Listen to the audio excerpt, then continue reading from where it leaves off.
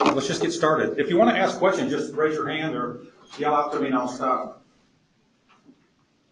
Okay, so like I said, my name is Dave Braeutigam. I've been in the healthcare industry for a long time. When you get older, you put plus on front and not have the actual years on there to give away your age. I was trained at Fitzsimmons. If anybody in the military, all right, got a couple in the back. What is it? You should be up front. Back then, you had short course, long course. I went through both of them. That's actually a picture of me being promoted to, I don't know where it was, E4, E5 at Walter Reed. I was stationed at Walter Reed for a while and later at Fort Bragg. And then later, when I got out of the Army, I moved back to Dallas. To El Paso, where I was raised. I was going to go to UT El Paso to get an electrical engineering degree. Things changed. I moved to Dallas. Started working with a pretty large health, well, back then it was a single hospital, Baylor University Medical Center in Dallas. I always thought it was funny. When I first started there, it was 1,488 beds. And then later we added a 17-story tower, and it was 1,100 beds. It's like the math doesn't work in my head for some reason, but that's when you went to private rooms, right? You didn't have the double room, all that type of stuff. So I eventually rose from a technician, became assistant director when we merged with Baylor Scott & White. And we had 22-something hospitals, 400-something clinics in the area. Everybody hear the news recently that Baylor Scott & White is going to merge with Memorial Hermann? It's going to be huge. It's still going to take probably a good half a year or something like that. And when Baylor and Scott & White merged together, it literally took years. We still had different HR systems and all that stuff. Anybody's been through mergers, they tell me that's pretty typical.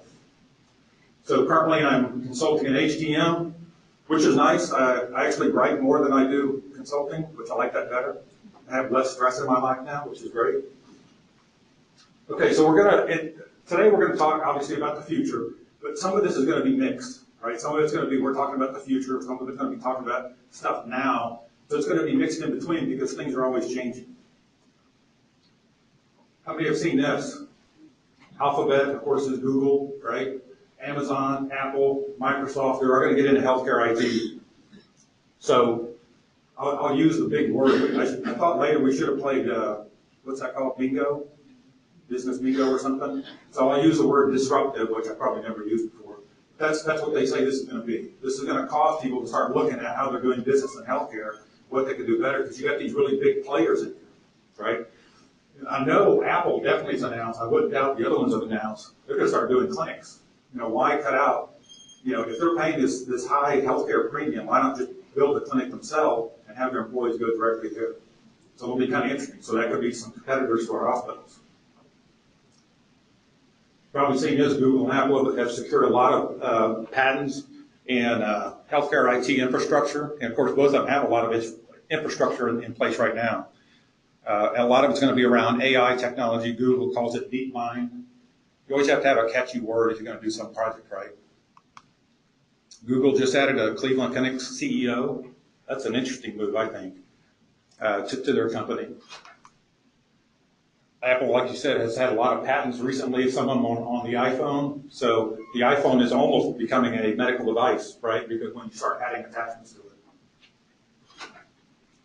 Microsoft, they've got a lot of patents, again, with AI, trying to help monitor chronic disease. Their cloud storage is called Azure. I've heard a lot about that recently because I think the biggest one right now is Google, right? I think Google is the biggest cloud storage out there, and I think Microsoft is second. Amazon has a project, again, catchy name, 1492, to focus on interoperability between EHR and try to make it easier to share data between all these. And like I said, they've got the largest cloud storage right now.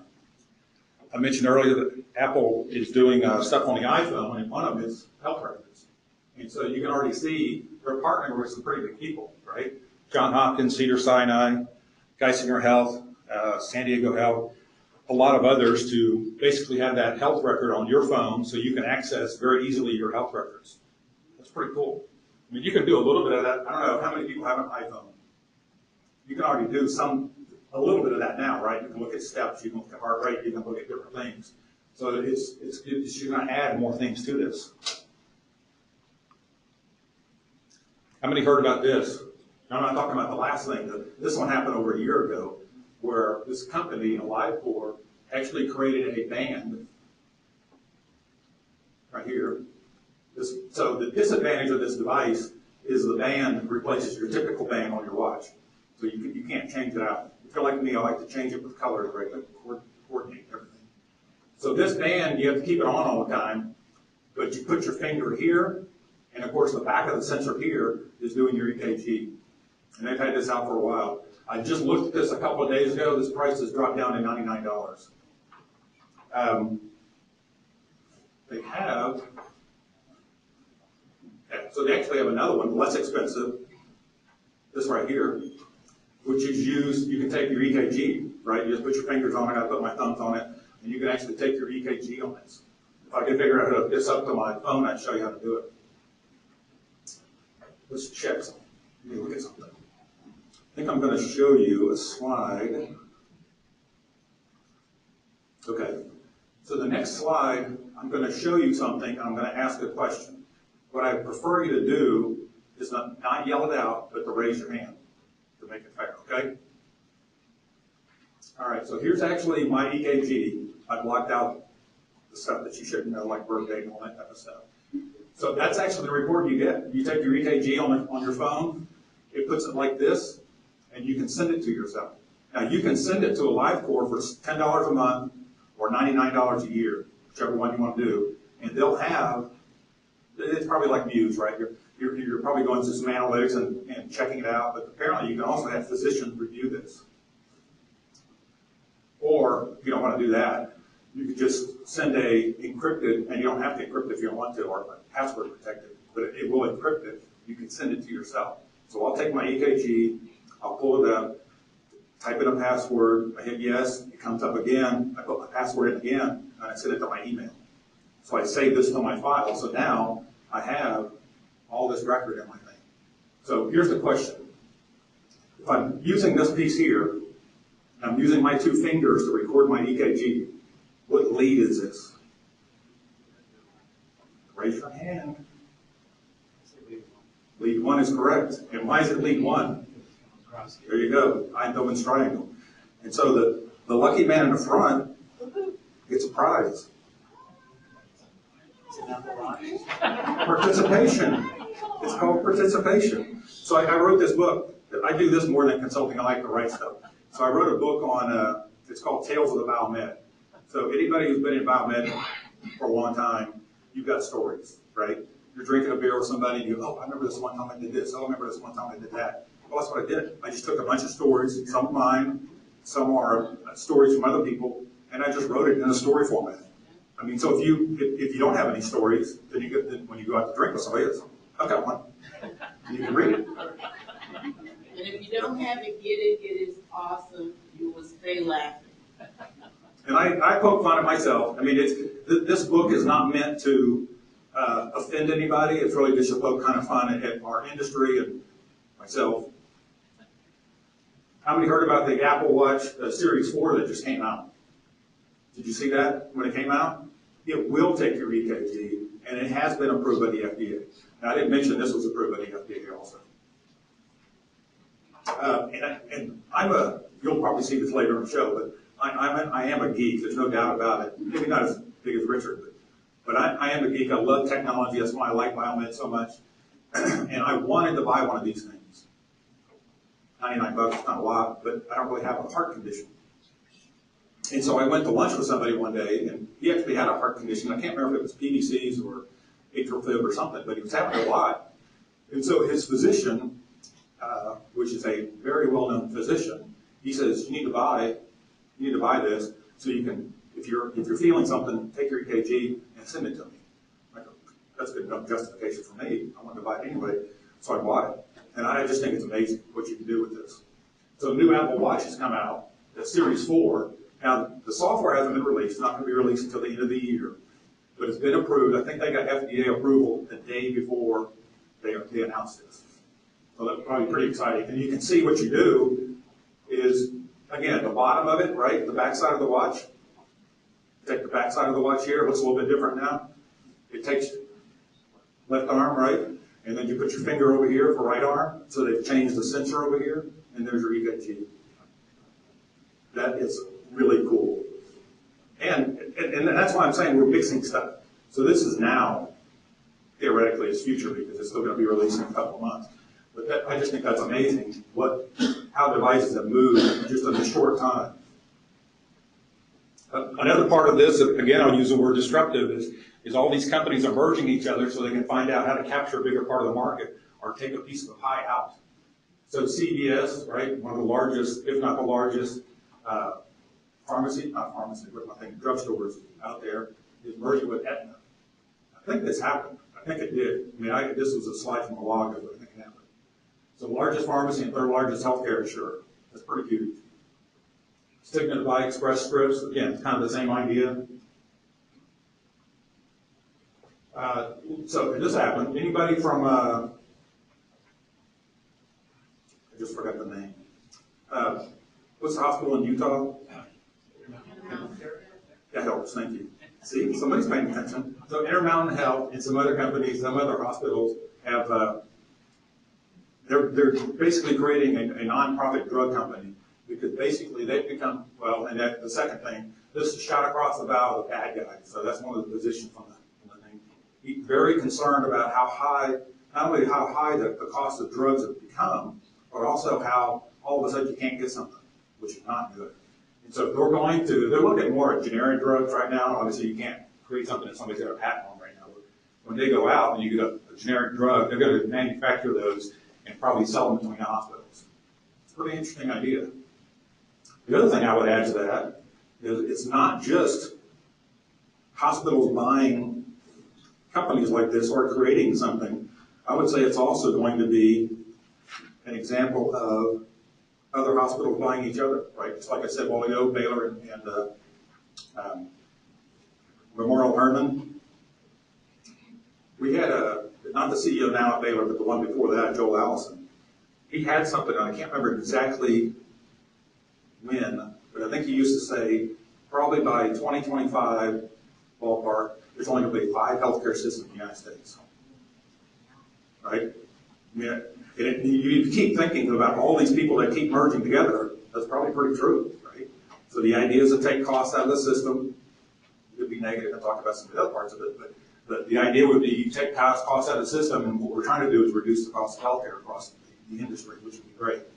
For us, what would that mean is, I would say, and I used to say when I worked at Baylor, one of the advantages of working with the system is you can easily, if you're at a hospital and you go, I want to be promoted to BMed 3, but there's no positions available, so I'm stuck. Well, hospital across the street, but maybe the next town over, they have a BMed 3 opening, and now you can transfer over to get promoted. And so you stay in your healthcare system if you like it, and you can move around. So I was at Baylor for 30 plus years, and I started as a BMed 1, BMed 2, supervisor, manager, director, system director, and I stayed, but I just moved around to different hospitals and did different things. So it's nice if you like that continuity. So I think it's kind of interesting. I think that's just where we're going to go. Probably heard about this too, right? Amazon, Berkshire Hathaway, and JP Morgan Chase have talked about getting into healthcare, improving employee satisfaction, reducing costs. Everybody know who Berkshire Hathaway is? Warren Buffett, right? Those guys have a lot of money. So same thing, they're looking for ways that we can reduce healthcare, make it better, make it cheaper. It's kind of the nirvana of what you'd like to do. All right, let's talk about some of the things you can do now and maybe some of the things we could do in the future with these devices. How many people have an Amazon device? Like an Echo Show or something like that? So Amazon, this thing, and this is actually from a physician at a place in San Diego. Amazon could assume drug distribution. They could start using voice platforms like Alexa to help discuss symptoms and get feedback. It's kind of interesting, right? Start using artificial intelligence in something in their house to work with that. And it says for those and other rote things. How many people know what rote means? I had to look it up, but just common thing. Another thing, just employees and patient-doctor relationship. So think about if you want to go on the negative side of this, is if you're getting more of your medical information with the hospital, or you're a healthcare person and not your insurance company, is that a good thing or a bad thing? Right? I mean, that's what some of the cynics would say. I'm concerned that they're going to have too much stuff. The employers are going to have too much of my data to understand what diseases I have, what problems I have, how many drugs I take, something like that. So that would be the negative part of people being concerned about that. Digital health almost everywhere. So most healthcare is local, right? But if you get out in the rural areas, you have a challenge with healthcare, and a lot of them people have been using telehealth. I think telehealth's been talked about for years. I haven't really seen a big impact of that. Maybe because I'm always in the city, so maybe that's why. And a lot of the smaller hospitals in the areas, in the rural areas, are closing, right? So that's a challenge. If you think about people out in the middle of nowhere, that's a challenge to get healthcare. So some people have come up with telehealth, but let me give you an example of this. And this actually was not rural, but it was urban. So when I was at Baylor, I reported to a VP of infrastructure. Kind of odd, but it's just the way it worked. And he was a geek also, which would make sense. And one of the things he told me was I think he had a sore throat. He needed to go to the doctor. It was Sunday. He didn't want to, I'm going to go to the doctor. I'm going to be in an hour or two. I'm going to stay there. I'm going to do this and all that. So he used the service where you just get on the computer and you call a doctor, right? And you do a Skype type thing with them. And so he was asking him questions. And literally, I think I don't know how he did this, but I think he has temperature, his weight, and blood pressure, pulse ox, something. He had all the stuff that he needed, and he showed his phone up his throat, opened his throat, doctor looked inside his mouth, and he did all the stuff. He prescribed him medicine, sent it to his pharmacy, and literally, he said within an hour, he had his medicine he needed to take. Now that is pretty cool. And this was probably years ago when he told me this, 3 years ago. So again, think about how we can start moving all these things basically back to the user. Now, the disadvantage of this is you're going to have the user have that infrastructure, right? They have a smartphone, some other things to do this. I'm thinking, and I'll show another slide in a little bit, about how else we can merge those things together.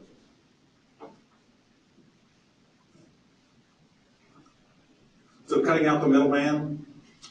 This actually was interesting. I mentioned it probably earlier. Apple is doing clinics now, right? They're cutting out the middleman. They're building clinics all around. I don't know how many employees Apple has, but it's probably hundreds of thousands of people. So that's another way. Again, you take out the middle people. Take out the middle people and save money for the system. Hopefully, be better for your employees. All right. So I wanted to try some of this. So I don't know how many Alexa Echo devices I have in my house. I think I have one in every room, every bedroom, kitchen, media room, stuff like that. They're cheap, and I like that stuff. So I thought I'd try this. I go, hey, Alexa, I have a sore throat and a runny nose. And so it comes back in there. Oh, this might answer your question. Here's what I found on Wikipedia. Pain medications such as non-steroidal anti-inflammatory drugs. Mayo clinics advise gargling with salty warm water and resting the voice. Without treatment, the symptoms just typically last 2 to 7 days. I just basically recorded this. I should have recorded it, but I just wrote down what she said. I thought that was pretty cool. Okay, so I said, Alexa, what's the closest hospital? Based on your zip code settings, here are a few examples. And it wasn't the closest one. So she didn't do a very good job of that. Because this one is Mansfield. If you're not familiar with the Dallas-Fort Worth area, Mansfield is probably an hour away from where I live. So there's closer hospitals. I knew what they were. Wasn't perfect on that. And then she gave an Apple one. So she wasn't as good as that. Okay, so now let's go to the Apple device and try this. So hopefully it won't say anything. Hey Siri, I have a runny nose and sore throat. It wasn't as good. It recommended I go to an OBGYN. Or an eye doctor or orthopedics or dermatologist. So, Siri's got some work. Siri needs to talk to Alexa and try to get this thing better. Okay, hey Siri, what's the closest hospital? Much better job on this, probably because I had my zip code in my phone. It's not perfect. Do we have anybody from Texas here?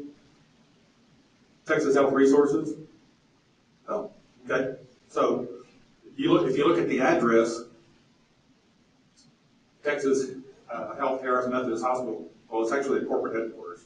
So it wouldn't help me either, even though I live close to that corporate headquarters. So it was kind of fun. This one I think I heard at Amy last year, the year before. Imagine this, and I was a tech, I had the same, yes, sorry. So based on what the history of Amazon and Google, you're going to try to monetize this? So Well, basically when you say I'm sick, are they going to direct you to a doctor who has paid them a fee to direct them to that? Or I see that being a problem in healthcare. That's a great question. But I see based on their past, that's where it's going to get. That makes perfect sense because you're right. That's exactly what Google does, as far as I know, right? Because people who pay them a fee in a search engine, that's where you're directed to. So when they actually direct you to a hospital that's an hour away, or you die on the way, they run. Good question. I don't think I hadn't, to be honest, I hadn't thought about it from that perspective. And I'm sure somebody's going to bring it up. That's the funny. We all look at this technology. They've never done it for free. Right. There has to be some monetary. So that's usually where it is. Someone's paying them to send you for a runny nose to an OBGYN so they can actually.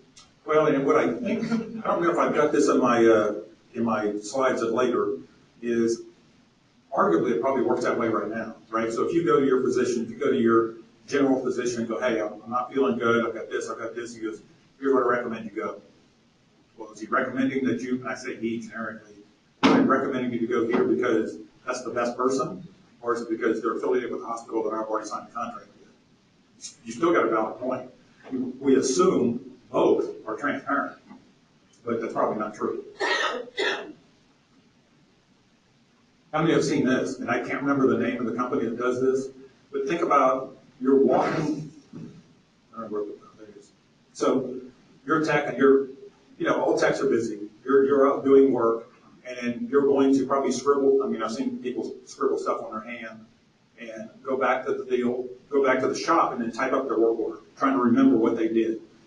What if I could just do it right here? What if I just have my CMMS here and not type? Most of them you can type, but most people probably don't type real well on their phone. I don't. If I could just speak to it, that'd be pretty cool. And I only know one person that did that, but I don't remember the name of the company. Surely this would be out there because that's just native on this thing, right? Well, I do that already with my safety check. With your what? I do it already with my safety checks. Just recite the serial number and close it. Really? That's pretty cool. Yeah, and then it goes to SharePoint. I do everything on my phone. Good. Did not know that. How many have an Echo Show or know what an Echo Show is? So the Echo Dot is just a round thing. The Echo whatever is a big bullet type thing. Echo Show actually has a screen. In Amazon, I've got two of these.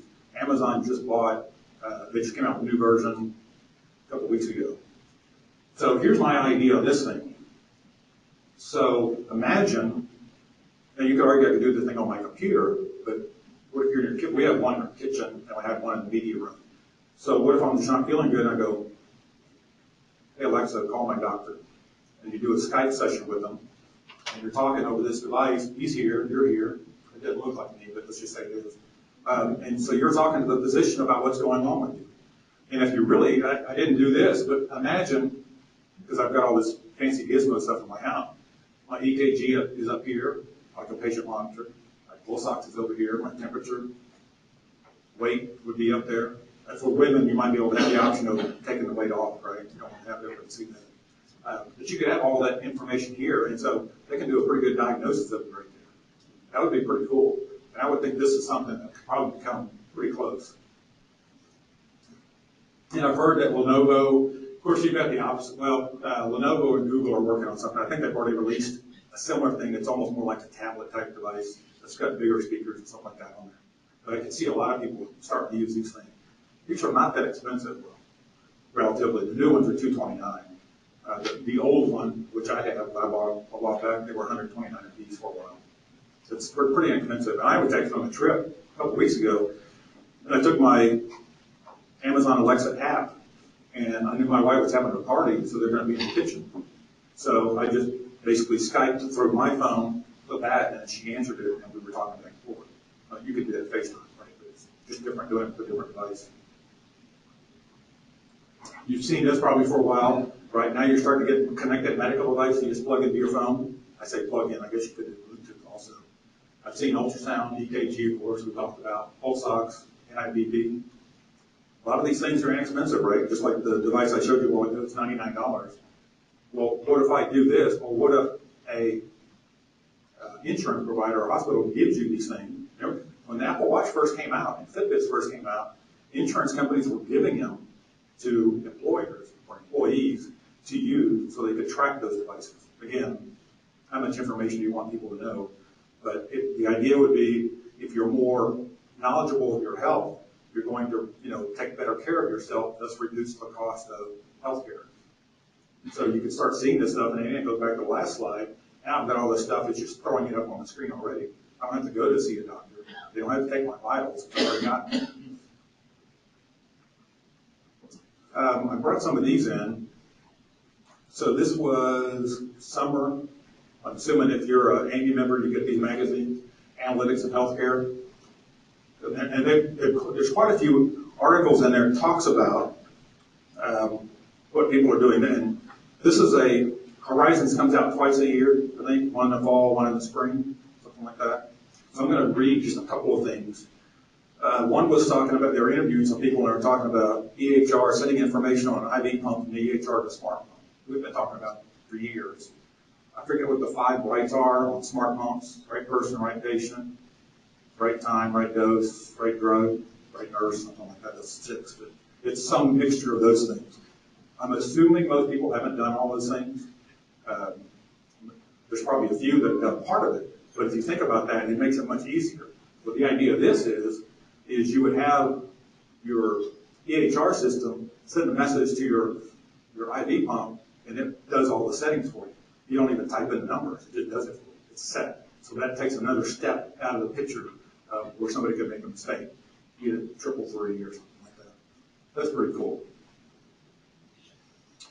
Another one was machine learning. We're going to talk about AI in a little bit, to identify certain high-risk patients and what's the best way to help give them better care. You've probably heard all the numbers of, you look at healthcare from 0 to 100, is it 5% of the patients take 80% of the cost of healthcare, right? It's no different than car insurance, right? We pay high premiums because you have really bad drivers out there, so we all pay that premium to make it theoretically more affordable. Same thing as healthcare. They talking here about the smart hospital, which I thought was kind of interesting because when I was at Baylor, I think it was 85, we worked with GE to create the smart hospital of the future. So I guess this is maybe smart hospital 2.0 or 3.0. And of course, what is a smart hospital going to do is just going to have a lot of IT and a lot of interfaces between medical equipment and other devices so it'll work. This was something that I never even heard about, but I didn't hear about it in the healthcare section. How many have heard of what a chat box is? I think I know a little bit about it. Well, how many know who Pat Baird is? Yeah, so Pat Baird he's been in our field forever.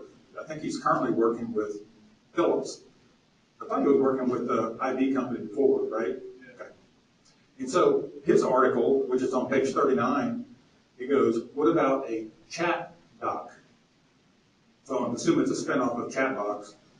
He goes, so his thought in here, which I thought was kind of interesting, and maybe it goes back to the slide I was talking about with the Amazon show, is instead of using virtual reality or all this stuff, you just start talking, right? You talk to somebody, so you set up a chat with a virtual doctor, and you share this information, and all your information is shared with them.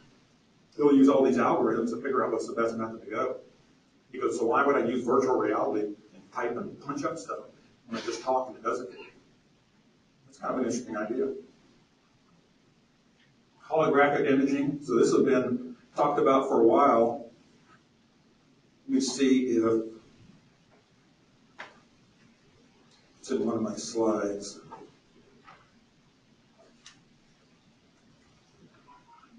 And again, if you've got questions, feel free to ask me. So I forget where, well, there's a link on the bottom. You can Google, you could probably just Google holographic imaging. You could probably come up with several examples. The ones I saw was one is you've got basically a holographic image of a person, right? And you can tear away layers. You can use it for teaching. You can use it for teaching in schools. Use it for, you've got interns at the hospital, right? You can show them. Or the doctor or the nurse is trying to show something to a patient. You pull up a holographic image. I mean, this is almost our type of line. It's like Star Trek, right? You spin an image around and say, this is what we're looking at. This is what your heart looks like. And I guess if you did it right, it wouldn't be just a generic example of it, right? It'd be tied back to your imaging equipment. It would actually show, and maybe it's superimposed over what it should be. You've got an enlarged heart, you've got this, you've got a clogged artery or something like that. That would be pretty cool. And not only that, it gives you a better idea of what it looks like, not just somebody's telling you or gives you a picture of a pamphlet. AI and machine learning. They think studies have shown that they think they could improve health outcomes by 30 or 40%. Mayo's using it for genetic markers and MRI. Stanford's developed an algorithm to diagnose up to 14 types of medical conditions. And Memorial Sloan Kettering is working on prostate cancer with it. So a lot of people are already using this, but most people, this is just going to boom in the future. So this is one that's kind of interesting. So how many have heard of glass beam? So glass beam, I think I talked to them on the phone. I think I've been by their booth. They've been here a couple of times. This is, I'll use my thing. This is not an endorsement of them, but I think this is where we're going. What they say is they can, I think they're only doing it with medical imaging right now, right? And so they can tie into your system, and they can tell you when your tube needs to be replaced. They can tell you what the uptime is and how long you need to replace components, and what's the uses of devices. This is really good information. I don't know what the cost is, right? There's going to be a cost benefit to this or cost to it to justify it. But I do remember, so when I was at Baylor, I worked on the non-imaging side. I had a system director who worked on the imaging side. And I do remember talking to some executives, the senior leaders of the system. They were saying, I want to know how much an MRI is being used. So if it's being underused, I'm going to move it somewhere else. I don't have to buy one, or vice versa, right? Great idea. You can't do that, right? The only feedback, and I don't think he told him this at the time, he might have. He did know that we had an MRI at a clinic that was fairly new, and we had more hours by the techs doing PMs than hours used by the staff. That's not good, right? So I think we did eventually get that and move somewhere else. So that's good use. But why not have something like this that would just tell you automatically, right? Or maybe, something's being used too much. But this will also tell you, think about this too. This is more proactive, right? Proactive. It's more proactive than reactive. You get a call that says this thing is not working, you've got to cancel cases. Why not tell you, and I don't know exactly, I'll talk to class people, I'm assuming it says, hey, you've got a couple of weeks before you need to replace a tube based on this. So order a tube. You don't order it overnight, there's savings, right? You get the tube in, you schedule downtime. Now our industry has changed from a reactive, which is what we always have wanted, to proactive, which is what we want, right? That would be awesome. And now your guys, again, generic term, they can determine when they're going to do this. They're going to do it in the morning, in the afternoon, or Saturday, something like that. And then basically that department is not impacted as hard. That's pretty cool. Now this has been talked about for a while. GE, me being on the patient monitoring side, GE's talked about this for a while, but it was always very limited. We can tell you a fan is not working on a central station or something like that, and we'll text you. Charge for it, right? But you can give you that proactive information. And I'm sure more people are going to start doing something like this. AI for the operating room, this was kind of interesting. Their idea is you would interface, use artificial intelligence and tie back with other existing equipment and be able to roadmap a surgery. Right? They're going out and looking at a database of how things happen and what went right to help guide the surgeon to do a better job at doing a surgery. Because they're analyzing all this stuff at real time. So you're going to reduce risk and make surgery safer. This just came out in OR today. just the other October. Virtual medicine. So this one I think is kind of interesting. We go back to pros and cons of all these methods. When I was looking at virtual medicine, it was different than what I first thought, at least the site that I went to. They were saying, what if we could do, let's say you come into a physician and they say, you know, you have some pain, we can give you pain medication, right, which makes sense. Or we could treat you with virtual reality to help you ease the pain, right? And so the quote I saw is, you take a virtual beach vacation. I mean, it might work. It's kind of interesting if you think about it. I prefer never to take a pill if I can and do some other method to not get addicted to it or something like that. And of course, maybe I would assume there's a lower cost of that too. Lower blood pressure, scenic tour of the Icelandic fjords. I thought that was kind of interesting. Now, make it really realistic, you'd have to have a cold suit on, right? So you're freezing at the same time. Psychiatric, test social phobia, have a virtual dental party. I guess you could freak out on your own without people seeing you. This one is interesting. So machine learning for radiologists and pathologists, by interpreting billions of data points, which is what AI would do, right? And look at your x-rays, CT, MRI, and what's the best way to treat somebody with it, or what that disease might be, or what that cell might show that's wrong. I mean, that's really what we should be doing, instead of waiting for somebody to look at it, the pathologist look at it and give something back to the radiologist. I believe this was done last year in Amy. GE showed virtual training. So this really impacts us more than some of the other ones, even though we're secondary to those other ones. This one impacts us more. Imagine now not having to go to Wisconsin in January or February or December for training on one of their devices. Instead, you're at home or you're in the shop, and you put the goggles on and you're doing virtual training on the devices, right? So you're actually doing stuff and moving stuff, and you've got the feel of how stuff works. It's a pretty good idea. You could argue you could do the same thing. You're down the road. You could do the same thing with your techs when they come in and do virtual training for them, so they learn that. There's actually been, again, virtual training you could do with clinical staff too, right? So they don't have to worry about being with somebody real time. They could actually do the virtual training.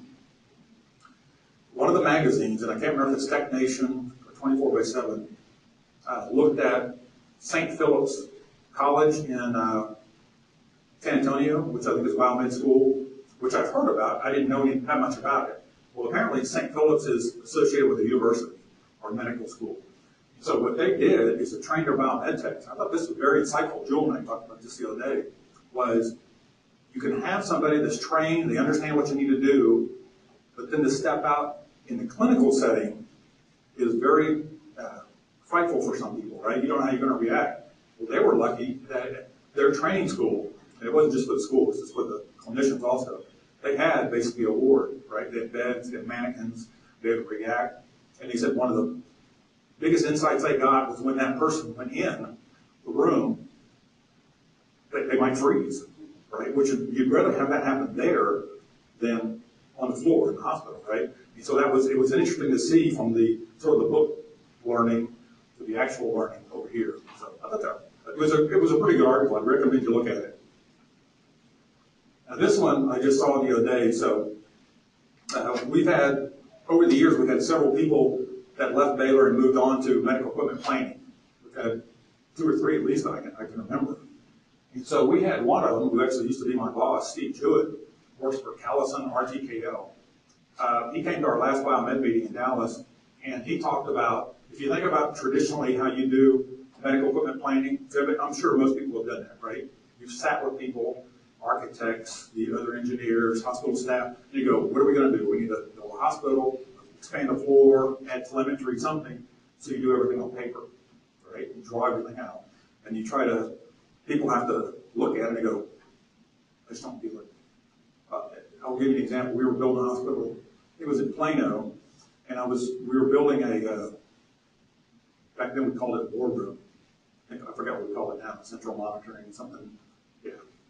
So back then we called it a boardroom. And so we were going to put first call, all the telemetry for the hospital, all this stuff in the room, and I was showing it. I used to draw stuff just in PowerPoint, just to show them blocks where stuff would go.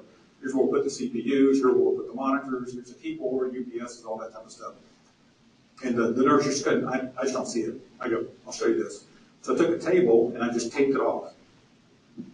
Here's this edge. I put some of the components, or at least something similar to it. She goes, okay, now I see. You can put two people here. They're not going to be too close to each other. They've got enough room to work around. Well, now we don't have to do that. That's like a second iteration. Well, now why don't we do it virtually? So Steve was talking, that's what they're starting to do. What you used to have to do is you'd build a mock-up room, right, which is expensive, right? You've got to find an empty floor, build a mock-up room, put the beds, monitors, whatever you're putting in the room, and have the people go in and play with it. And this needs to be moved over 2 inches or higher. This way, it costs money to do that, and it delays the project. Why not do it virtually? But buy-in also from the staff doing that because they feel it a little bit better.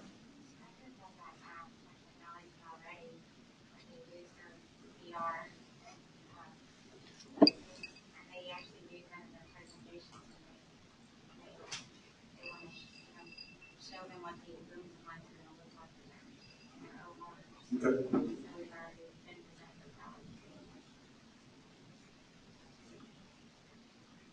So again, more medical devices, smart stethoscopes for your iPhone or something you could use by itself to tie into your device.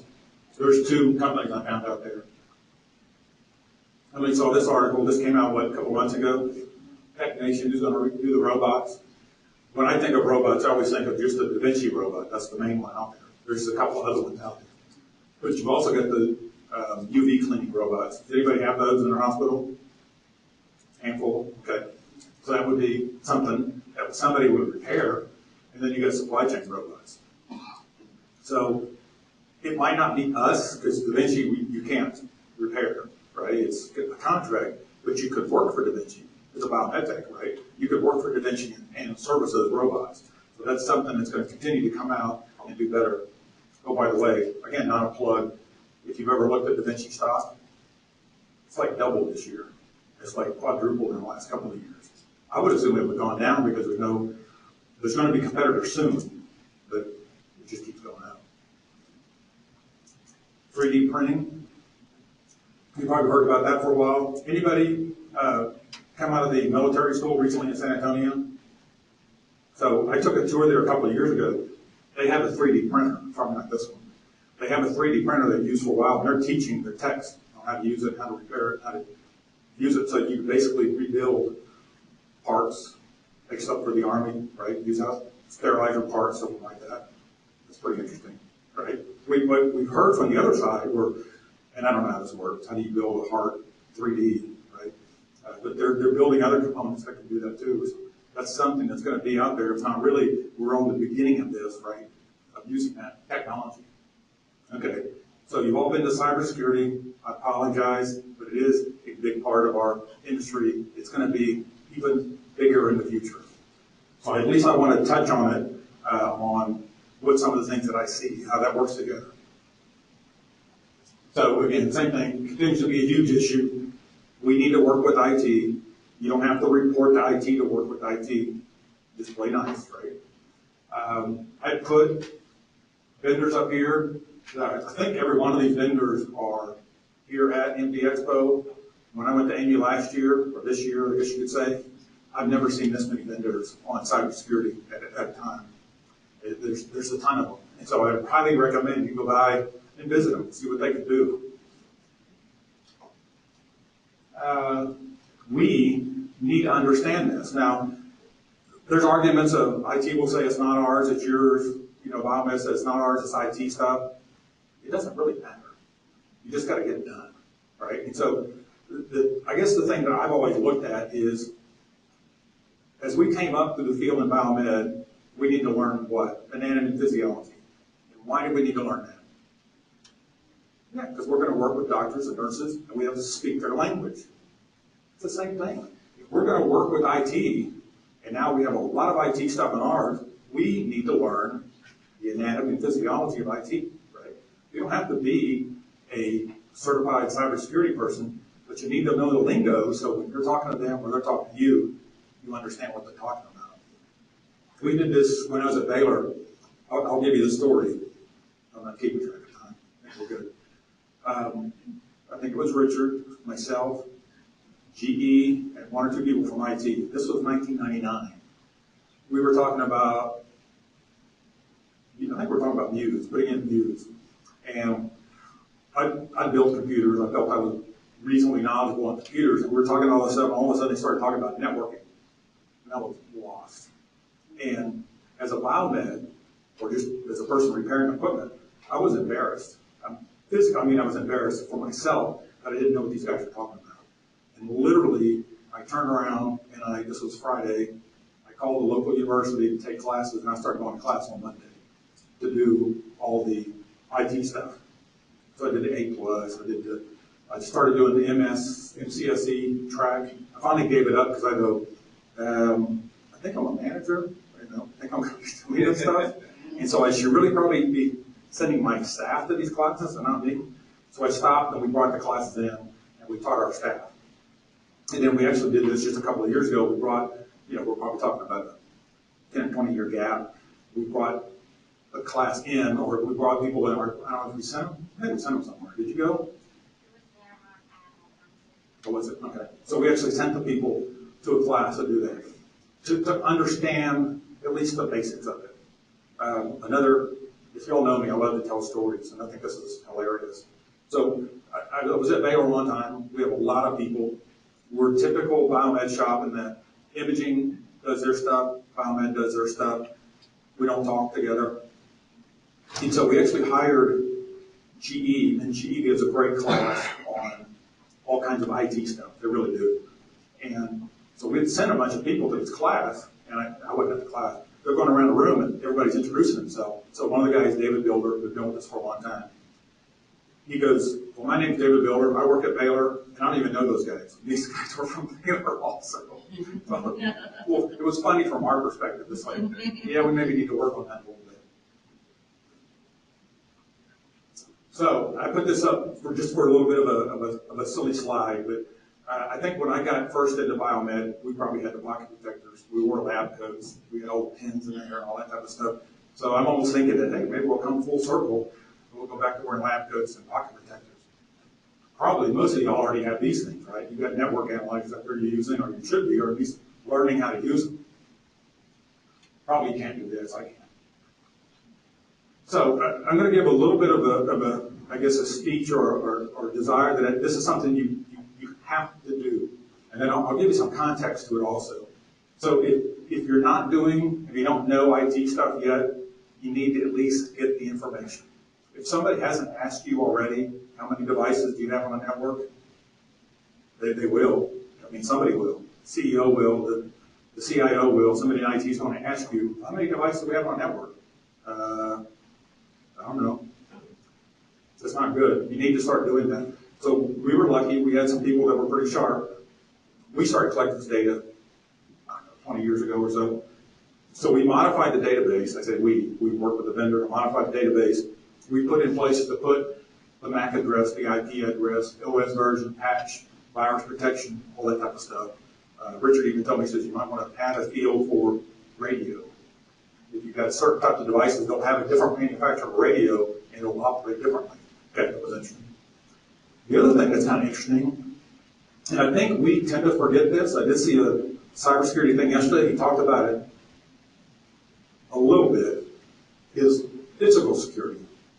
So when I've done a lot of stuff when I was at Baylor. One of the things we did is when computers first came out, desktop computers, right, transitioning from whatever those things are called, so desktop computer, the IBM AT, and all that type of stuff, we were putting those in terminals. And the thought back then was these computers will last forever, but we didn't know the turnaround time. They'll last forever. And so we need to make this computer operate like a terminal. And then when it's no longer needed, we can use it as a computer. Not a bad idea. It didn't work out that way, but that's okay. But one of the ideas we had is, you know what, we need to lock down this stuff. Now, we're talking floppy drives back then. So we actually bought a device and blocked the floppy drive with a key. Same idea today. You need to block your USB ports. Some of your devices, I know the military, you can't. If I give them a thumb drive, it's like, not going to work. Can't do it. Well, I think it's software locked. You can't do it. The guy yesterday at Baycare was talking about they put physical locks on all USB ports. And one of the things he brought up, which was interesting, and I've seen this somewhere, is it's not just for security for viruses or taking information off that you shouldn't have access to. It's also for people plugging in devices to charge their phone. And there's been anecdotal things about people causing problems in the OR or the ICU or something like that. So that would be a good idea. The other piece of the physical security is people can also steal stuff because it looks like a computer. Probably is, but a central station made by GE is really made just to do central station, even though it looks like a computer. Well, if I'm a thief, I might steal that thing and it's a computer. So we actually put physical cable locks, just like you would in your house or somebody at home, and we did all those. And we worked with IT, so we had a common key, so only we're the only ones who have access to those. And then we actually, in our database, we showed what kind of physical security was it. Behind a locked door. You might have a locked door, so that's security, right? You might have it monitored 24/7, like a tele station. Somebody's always there. So that's sort of, I think we came up with 3 or 4 or 5 different categories for that security. And again, this has been talked about for years. Did the MDS2s and determine what type of patches, OS versions of stuff that you can do for maximum protection. Notwithstanding working with IT and doing VLANs and all the other type of stuff. This is going to be, I'm running into problems that I would never have thought of. So basically, there's a new autoclave that came out. It's a countertop autoclave. Everybody's got it. They didn't have USB ports. Oh, really? You know, the new 2 counters have, so it's and a network port in that. Right? So it's like, hey, this is great. We can download the last 100 cycles. We can look at everything. We can say, you haven't cleaned it. And so then I went to hospitals like, we should have these. And the first thing they said is, well, no, you can't plug a USB port in it. Is it this, no, you can't take that out of that and put it in. Right. That was the first concern, was it has a USB port. What are they going to do with that? And how is it going to affect our system? Right. And I'm thinking, this is revolutionary, but we need to answer these questions. Even on devices that are just, everything is going to go that way. The dad's going to be very available, either Bluetooth or, but now it's like, how are we going to interface even simple devices in a hospital system? This isn't only in a clinic. It's not like it's a simple supply.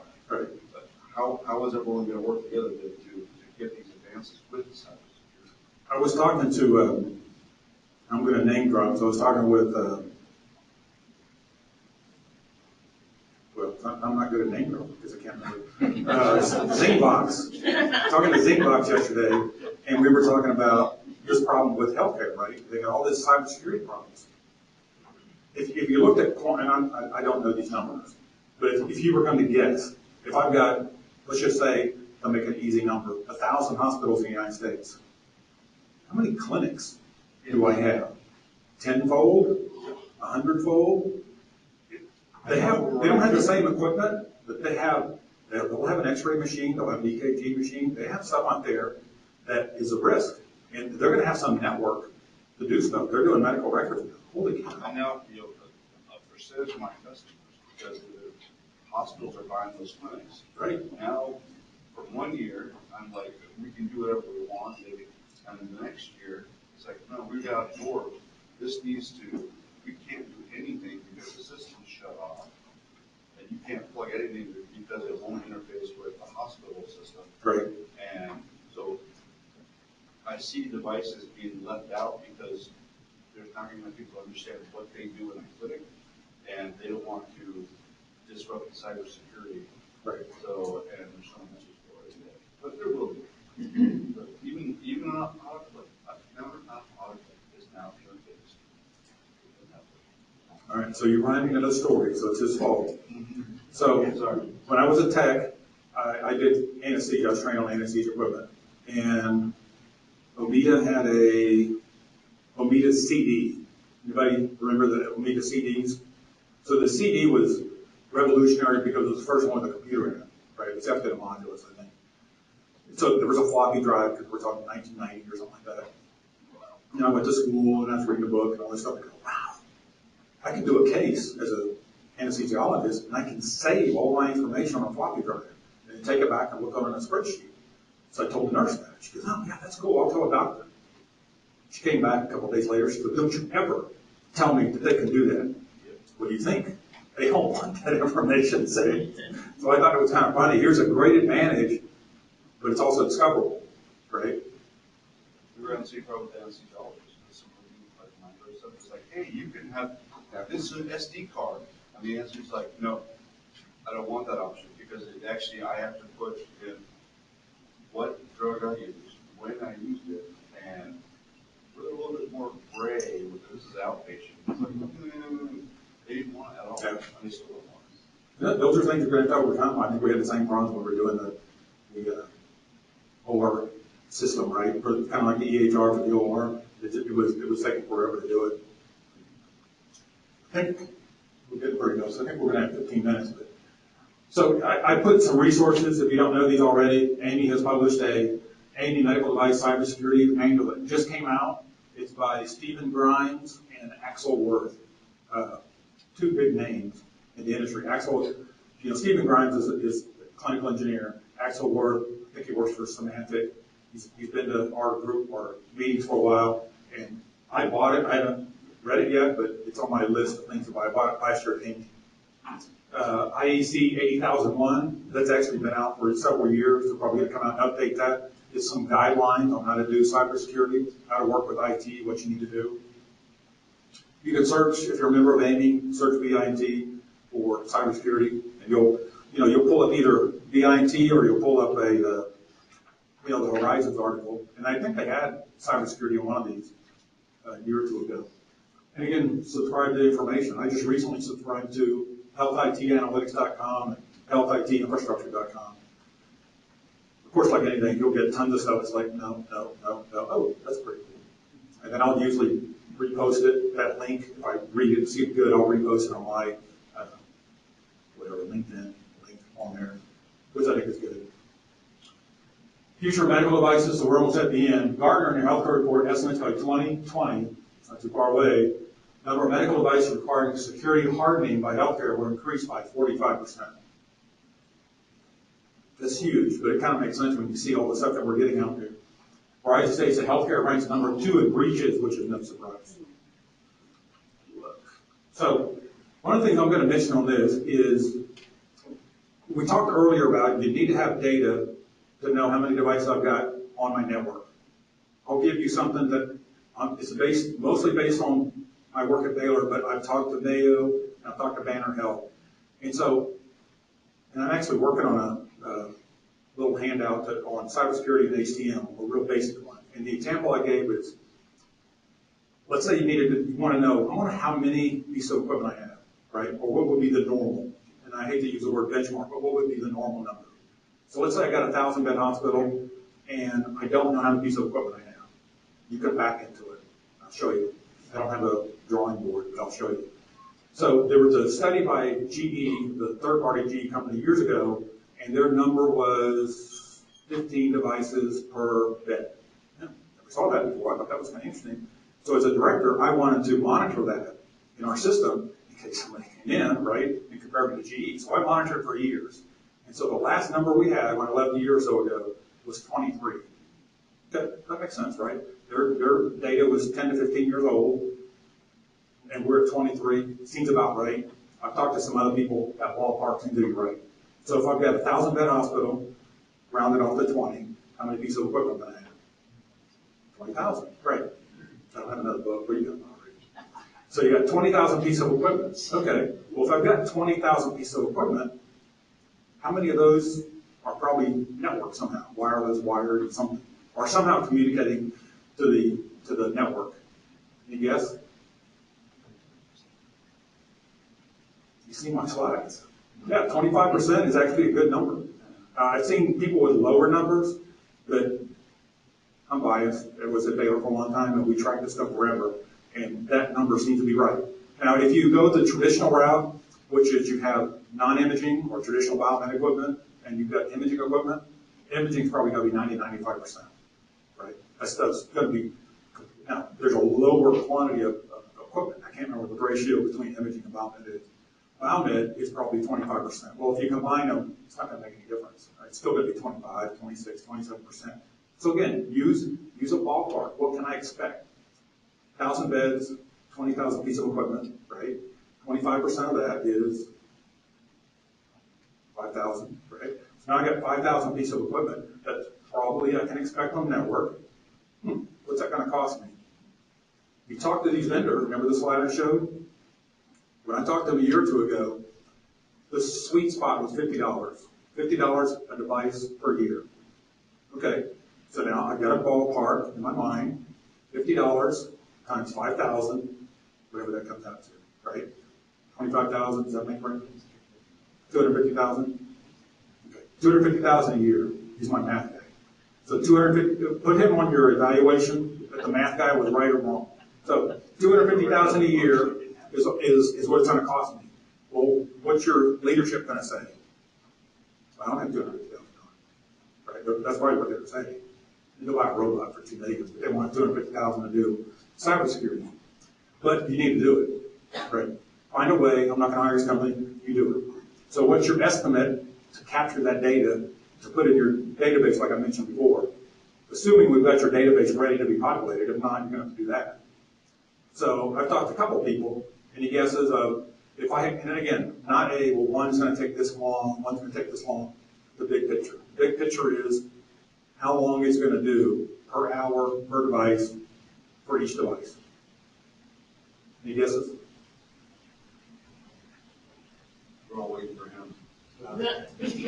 So I talked to somebody and I said, I think it's an hour or two a device. He goes, no, it's this guy, it's somebody. I know, big picture, big picture. I just need a big number. So I was going to use 2,000, so 2 hours.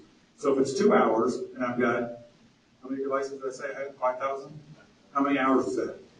10,000. So when you look, how many hours does somebody work in a year? You got 2,000. You round it off, right? 2,180 minus PTO. Some people say 1,800 with sickness and stuff like that. Doesn't matter. Use 2,000. It's a round number. Well, 2,000, and you get 10,000 hours. Let's say I want to do it in a year. How long is it going to take? How many people do I need to hire? 5. Okay. Figure a salary. Let's use 50,000. How much is it going to cost to pay 5 times 50,000 a year? $250,000, right? I just paid for that stuff. And oh, by the way, now I don't have to hire the people. I mean, you're going to have somebody doing some cybersecurity stuff, but that's how you can back into numbers to say, this needs to be done, this is what it's going to take, based on estimates. Here's what I'm hearing from the field it's going to cost. This is how long it's going to take. This is what it's going to cost. Does that make sense? You can use it's a basic number to try.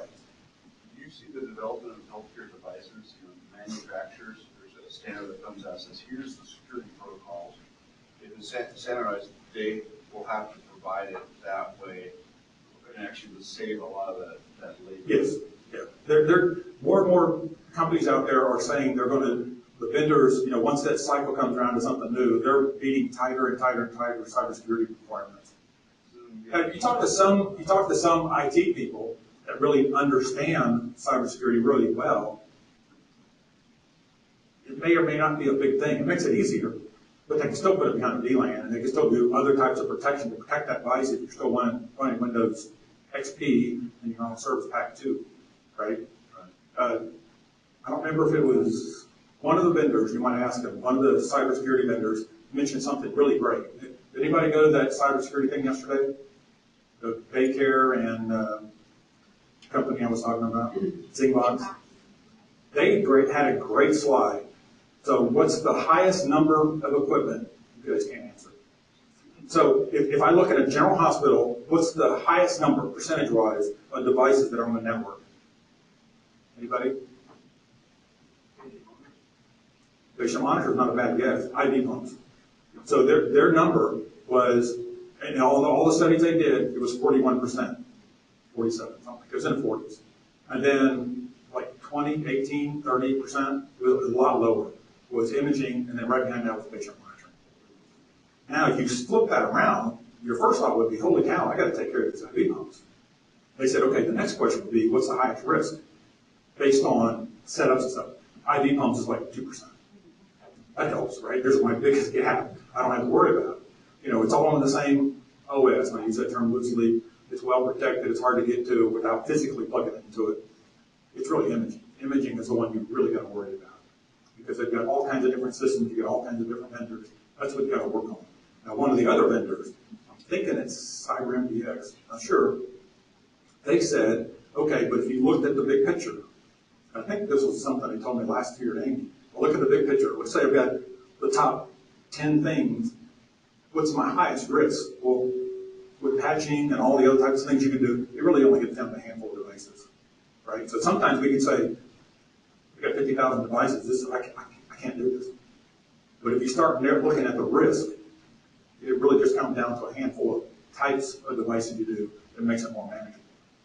So I thought that was nice that they said that. It really helps. So I'm going to close this out. We'll ask questions. I'm sure you don't want to eat lunch, so I'll stay here for an hour or two. So the common thing, and this is every industry does this. I've had friends that have been in IT forever, and I hate this PC stuff. I was raised on mainframes. Okay, so they didn't like all that, the way IT moved. I'm sorry, but I was raised on tubes and transistors and stuff like that. So it's changed a lot since then. It's always going to change. Every industry changes. So again, the buzzword, right? Oh, buzzword bingo, that was it. So the word is change is constant. So you got to embrace it. You should be looking at yourself and say, what do I need to be prepared for this, right? How am I going to do that? Kind of going back to the slide before. Learn how to speak the anatomy and physiology with the IT department. So we're going to have a lot of new things with the Internet of Things. The other buzzword is IoMT, Internet of Medical Things. That's a new one. You're just going to have to learn with those and understand how you're going to work with IT to make them safer to use, because it's only going to get more. I hate to say worse. We're going to get more devices, just like Gardner said a while ago. It's going to increase always. I'm a geek. I've got tons of stuff in my house that's network. I've got cameras. I've got door locks. I can lock it, unlock it. Somebody comes to the door, rings the doorbell. I can watch them. Okay, that's all great, but now those things are supposed to be unsecure. I've got to get Zingbox in my house.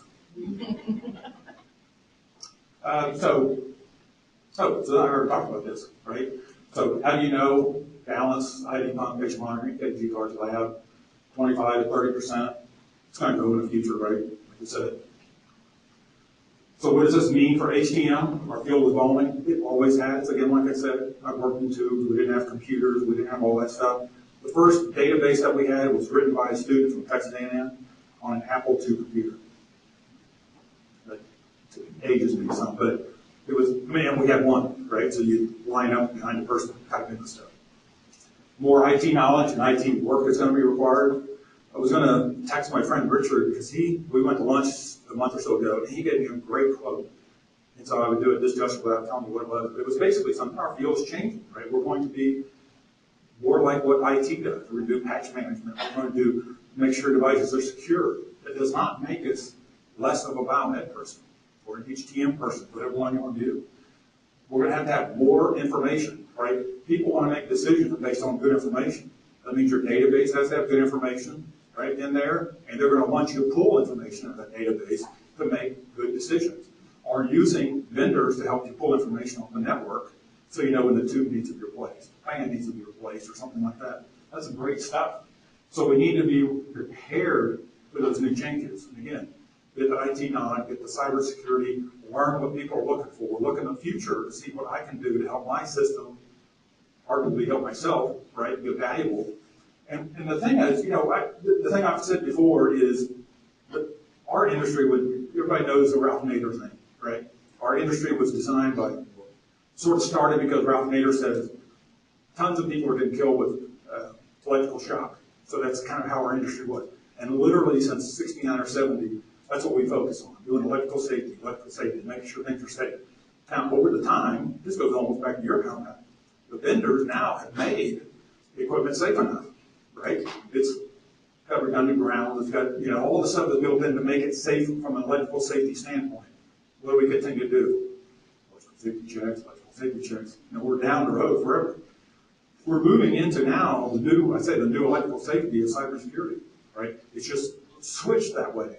And so that's the new safety paradigm that we need to learn is cybersecurity is a new electrical safety, right? And so hopefully we'll get to the point to where that'll become less of a risk because, like you said, the vendor will have that hard-coded, lack of a better word, into their systems where it'll be less of an issue. and then we'll move on to something else in the future, right? I'll be retired. You guys can worry about that stuff. Okay. So it went long. I appreciate the comments.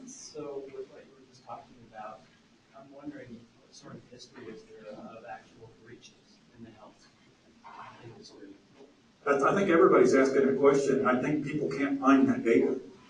So and I think that's where the smart CEOs will go, makes sense. This is a theoretical risk, right? People would argue you're selling me on fear. I've got to do something with this because something might happen. Just show me the data that says something happens. That's a good point. I don't think you can do that. You mentioned in the talks yesterday, someone did ask, an actual case, and there's no evidence of any breach yet. Right. And I guess the guy was Billy Evans, who was able to actually pay an infusion pump, but it was only because he was tested to see if that vulnerability was there. But there is no documentation of any breach. No, the other side of that would be, and if I was a vendor, I'd probably say this too. I'd go, well, it's not, if there's no documentation of it because nobody wants to tell you what's happening. You're going to get sued, right? But one of the things I failed to mention, I apologize, and it's good that people left because they didn't get this little thing, is this is Seattle Times. This is Friday, Saturday, whatever day that was. They have a thing about the Apple Watch in it. And one of the things I failed to mention about the Apple Watch is there's fall detection in the watch now. They're supposed to have algorithms where, and you see all these people who write an article about it, well, I tried this and it didn't work. The algorithm is supposed to be, when you fall, if you do something like, if you raise your hand or something like that, so if you just throw yourself on the floor, it's not going to do anything. It's probably not perfect yet. But if you think about this for a senior, right, your parents or something like that, they can wear the watch. It's going to be a challenge in itself. But they wear the watch and use it correctly. If it falls, it'll wait to see if you react. I think it'll ask you some questions. If not, it'll call 911, and I think it'll call just like the thing, we bought one for my mom, not the watch, but this years ago, we bought that thing around her neck. She wouldn't wear it. That's a different story. So, it still has, you have to use the technology. I think that's cool. I mean, ECG is one thing, but fall prevention, right? It's fall detection. That's pretty awesome. It's an app. So Dave, you don't see with like the eye stuff and whatnot, that will view your medical records. It'll do what? It would kind of give your medical record a false overview. I mean, you would capture all that data, like going to a doctor's office or. Right. Well, I think the goal would be is there's not one medical record, but they're all tied together. I think what we're saying, I'm assuming you're saying the same thing, is, our clinics used to have GE centricity, and now they switched over to the EHR that we're using. And now that we merged with the hospital, we're switching it to another one. By the way, we'll probably do it again with Memorial. But I think you want your clinics to get that information. So if you remember the old days of Muse, the idea of Muse was, I go to this hospital, but if you've got a community hospital, I'll just go there. They can pull up your Muse data, and check it, and compare the EKGs. I think it's the same thing. Now they're going to take that one step out and put it in clinics that you have an affiliation with, and then now they can look at your medical history and see what's going on. Now you might say, and I don't know how this would work, if Google or Apple or somebody else is storing that information, now you've got access to it now, maybe you can just talk to your doctor, beam it to them or whatever, right? Information that ties into their system. Just like I said, I can take my EKG, and I can send it to my email, I can save it in a folder at home, but I can send it to my doctor just as well. And so, I mean, if you do things like that, you also have to explore the idea of how you go pay doctors, your providers. It's like before you. That's the thing, is like all this new technologies, there's a lot of people that are non-medical people that are actually applying it to a medical situation. So basically, how do we define that? Okay, that's a great early warning thing. It's not an interpreter of EKG. Right. So is someone going to diagnose themselves and say, I'm fine, and not go to the doctor because of that? Or are they going to say, hey, this is a problem. This is what I see, doc. Should we go farther? But I worry about how this is taking the self-diagnosis thing, and it might be great for 10 people, But the one person that they say, oh, no, I'm okay, but Right. they really have AFib, and they didn't go to the doctor because the iPhone, it doesn't give enough information in all those situations. So two comments on that. One would be, some physicians are concerned that a lot of people are going to come to the hospital because of the diagnosis, right? So they're going to have an influx of people coming in. So that's kind of a good thing, bad thing. Would you rather go there with something but you don't really have it, or would you rather not go there and you have it and you die? I mean, it's kind of what's the thing that older people always say? How you doing today? I'm breathing. What's the alternative? Not breathing, right? The other piece of that would be, let me think about it. Oh, maybe the other piece of that would be take the piece out of the equation, which is the person.